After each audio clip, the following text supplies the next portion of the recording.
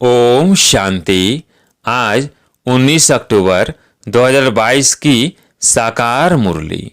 आज बाबा ने कहा, मीठे बच्चे, बाप आए हैं तुम्हें सब घुटकों से छुड़ाने। तुम अभी इस शोक वाटिका से अशोक वाटिका में चलते हो, इस विषय वैतरणी नदी से पार जाते हो। प्रश्न, याद में बैठते समय किस बात का विघ्न नहीं पड़ता और किस बात का विघ्न पड़ता है? उत्तर, याद में बैठने के समय किसी भी आवाज का या शोरगुल का विघ्न नहीं पड़ता, वो ज्ञान में पड़ता है। लेकिन याद में माया का विघ्न जरूर पड़ता है। माया याद के समय ही विघ्न डालती है, अनेक प्रकार के संकल्प विकल्प ले आती है। इसलिए बाबा कहते हैं, बच्चे सावधान रहो, माया का घूसा मत खाओ। शिव बाबा जो तुम्हें अपार सुख देता है, सर्व संबंधों की शक्रीन है, उसे बहुत बहुत प्यार से याद करो। याद में तीखी दौड़ी लगाओ। गीत है, रात के राही थक मत जाना। ओम शांति। मीठे मीठे बच्चे जो यात्रा पर है, वैसे जो बैठे हैं उनको यात्रा पर थोड़ी कहा जाता। यह यात्रा कैसी वंडरफुल है। शांति की यात्रा, शांति धाम में जाने की यात्रा। रावण के राज्य में गुटखा खाकर मरना होता है। एक सत्यवान सावित्री की कहानी है ना, कि काल से भी सावित्री सत्यवान की आत्मा को वापस ले आई। वास्तव में ऐसी कोई बात है नहीं। बाकी आधा कल्प काल खाता है, अंत में घुटकाता है ना। रावण जिसको वर्ष वर्ष जलाते रहते हैं, वो हमारा दुश्मन है, यह नहीं जानते। बाबा कहते हैं, मैं आया हूं तुमको शोक वाटिका से निकाल अशोक वाटिका में ले जाने, जहां गुटखा खाना नहीं होता। यहाँ तो अनेक प्रकार के गुटके हैं। माँ बाप पति बच्चों के गुटके खाते रहते हैं, पति विकार में फंसाते हैं। बाप आकर इन सब गुटकों से छुड़ाते हैं और नई दुनिया में ले जाते हैं। अभी आत्मा के पंख टूट गए हैं, आत्मा उड़ नहीं सकती, फिर याद की यात्रा नहीं कर सकते हैं। बरोबर यह बुद्धि योग की यात्रा है। लिखा है ना, मन मना भव। इसका अर्थ कोई यात्रा थोड़ी समझते हैं। कहते हैं, राम ने बंदरों की सेना ली और बंदरों ने पुल बनाई। बंदर पुल कैसे बनाएंगे? ये तुम्हारी याद की यात्रा की पुल बन रही है, जिस पुल से तुम विषय वैतरणी नदी पार हो जाते हो। बाप इस नदी में तैरना सिखलाते हैं। खिवैया है ना, विषय वैतरणी नदी से पार कराए शिवालय में ले जाते हैं। कहते हैं, अमृत छोड़ विष काय को खाए। तो ज्ञान को अमृत कहा जाता है। ज्ञान से सद्गति होती है। शास्त्रों को ज्ञान नहीं कहेंगे, वह है भक्ति की सामग्री।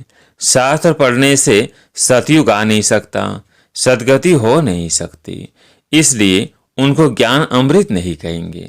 वह है भक्ति।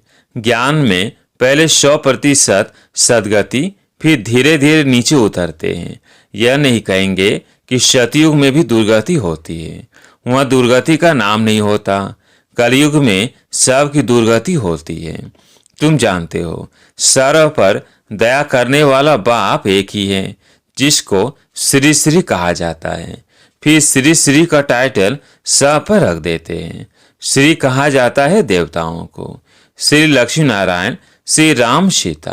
तो ऐसा श्री बनाने वाले को श्री श्री कहा जाता है। तुम बाप के सामने प्रतिज्ञा करते हो कि हम कभी विकार में नहीं जाएंगे।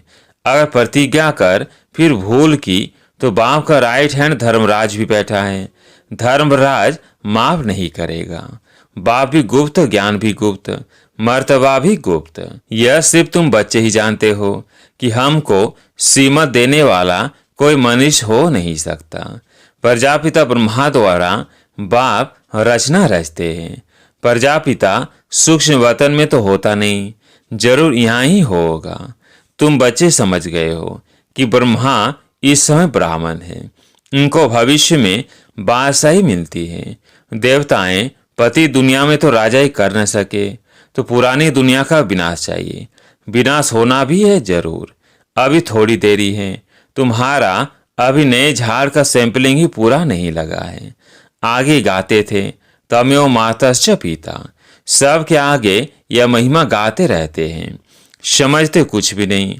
अच्छा विचार करो, ब्रह्मा माता कैसे हो सकते?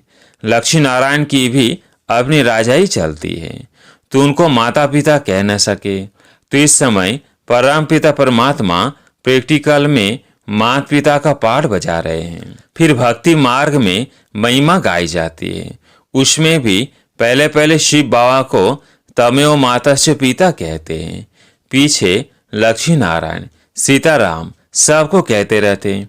अकल तो कुछ है नहीं। शिव बाबा है सैकरीन, यह मनुष्य मात्र सब आसुरी मत पर दुखी देते हैं, और मैं सब के एवज में सबसे जास्ती सुख देता हूँ। मैं दाता हूँ, मैं तुम बच्चों को सीमत देता हूँ कि बच्चे तुम जितना याद की यात्रा पर रहेंगे, स्वदर्शन चक्कर फिराएंगे, कमल फूल समान बनेंगे, उतना ऊंच पद पाएंगे। इन अलंकारों का अर्थ कोई समझा ना सके। अलंकार तुम ही धारण करते हो, निशानी विष्णु को दे दी है, तीसरा नेत्र भी देवताओं को दे दिया है। वास्तव में तीसरा नेत्र भी तुमको मिलता है। त्रिनेत्री त्रिकालदशी अक्षर है ना, इसका अर्थ भी इस समय तुम आत्मा की बुद्धि में है। आत्मा की बुद्धि में ही सब कुछ रहता है। मेरी आंख नाक कान भी शरीर नहीं कहता है, आत्मा कहती है यह मेरा शरीर रूपी महल है।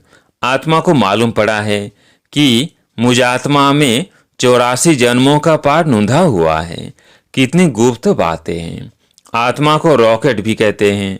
जिस आत्मा को शरीर छोड़ लंदन में जाना होगा तो सेकंड में चली जाएगी।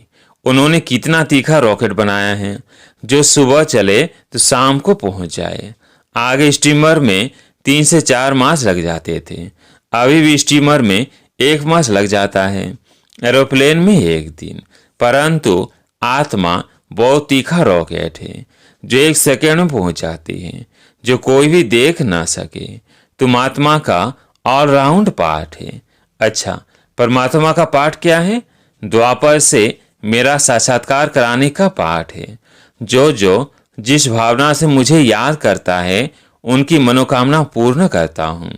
अब मेरा ज्ञान देने का पाठ है। पतितों को पावन बनाने का पाठ है। तुमको मास्टर नॉलेजफुल गॉड के बच्चे मास्टर गॉड बनाता हूँ। जिन्होंने कल पहले पुरुषार्थ किया था वही करेंगे। बच्चे कहते हैं कल पहले आए थे, अब फिर से वर्षा ले रहे हैं। किसके पास? माता पिता के पास। सरस्वती सबकी माता है, उनकी माता यह ब्रह्मा, इनकी माता तो कोई है नहीं। शिव बाबा खुद कहते हैं तुम मेरी बन्नी अर्थात पत्नी हो। तो फिर मैं कहता हूँ पति बिगर खाना मैं कैसे खाऊंगा? तो अच्छा, शिव बाबा और हम दोनों इकट्ठे खाते हैं, नशा तो रहता है ना। तुम भी खुद कहते हो कि बाबा दलाल बन आया है अपने साथ सगाई कराने। तुम श्रीमत पर परमात्मा के साथ सबकी सगाई कराते हो। पंडितों ने जो विकार का हथियाला बांधा है वो बाप कैंसिल कराते हैं। बाप कहते हैं तुम ज्ञान चिता पर बैठो तो गोरे बनेंगे, काम चिता पर बैठ तुम काला मुंह क्यों करते हो? श्याम सुंदर का अर्थ तुम जानते हो। श्री कृष्ण है सुंदर, अभी तो वो अभी श्याम है। अब बाप ने आकर अपना परिचय दिया है, तुम हो पतित पावन, गॉड फादर के स्टूडेंट। तो यह पाठशाला है।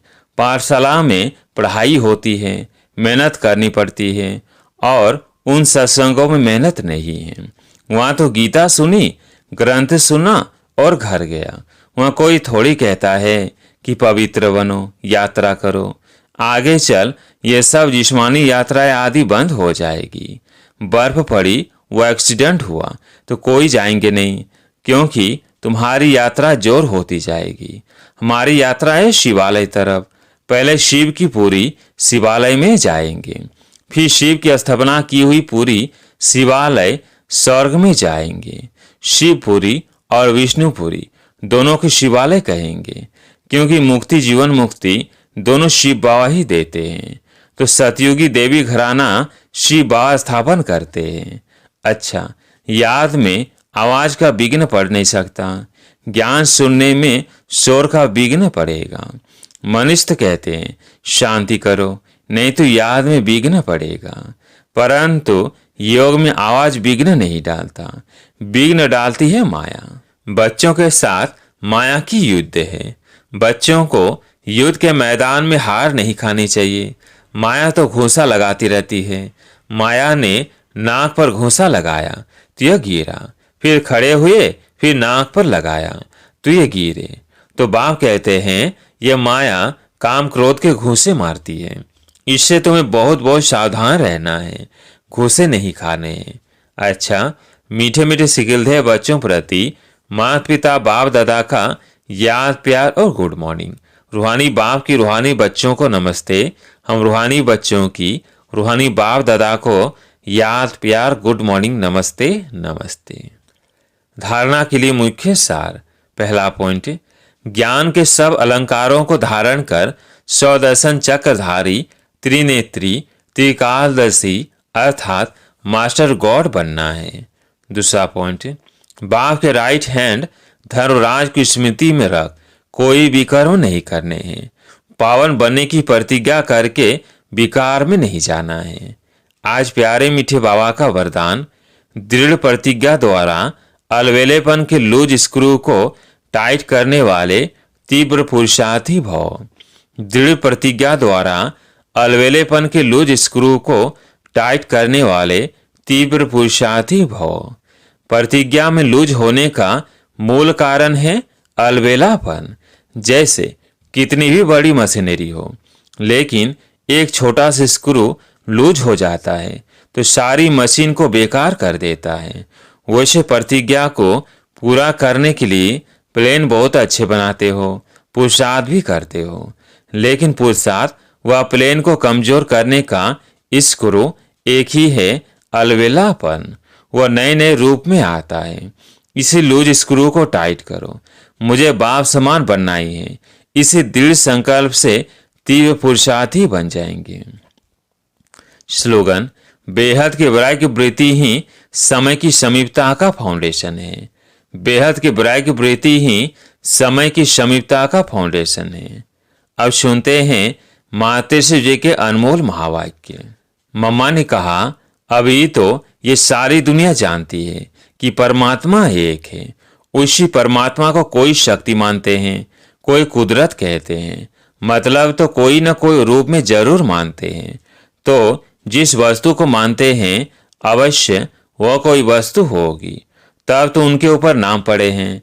परंतु उस एक वस्तु के बारे में इस दुनिया में जितने भी मनुष्य हैं उतनी मतें हैं, परंतु चीज फिर भी एक ही है। उसमें मुख्य चार मतें सुनाते हैं। कोई कहता है ईश्वर सर्वत्र है, कोई कहता है ब्रह्म ही सर्वत्र है, कहते हैं सर्वत्र ब्रह्म ही ब्रह्म है। कोई कहता ईश्वर सत्यम माया मिथ्यम, कोई कहता ईश्वर है ही नहीं, कुदरत ही कुदरत है। वह फिर ईश्वर को नहीं मानते। अब यह है इतनी मतें।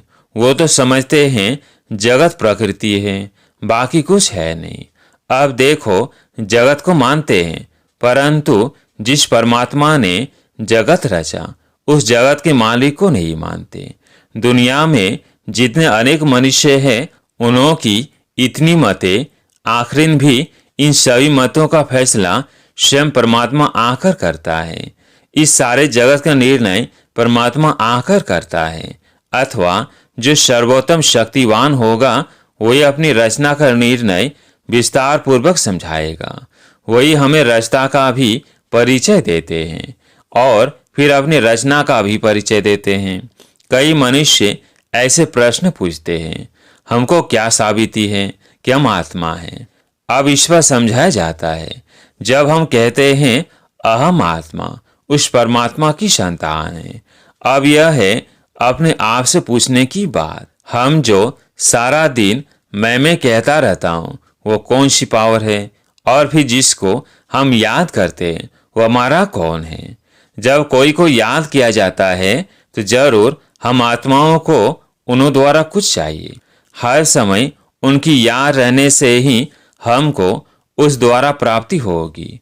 देखो, मनुष्य जो कुछ करता है, जरूर मन में कोई न कोई शुभ इच्छा अवश्य रहती है।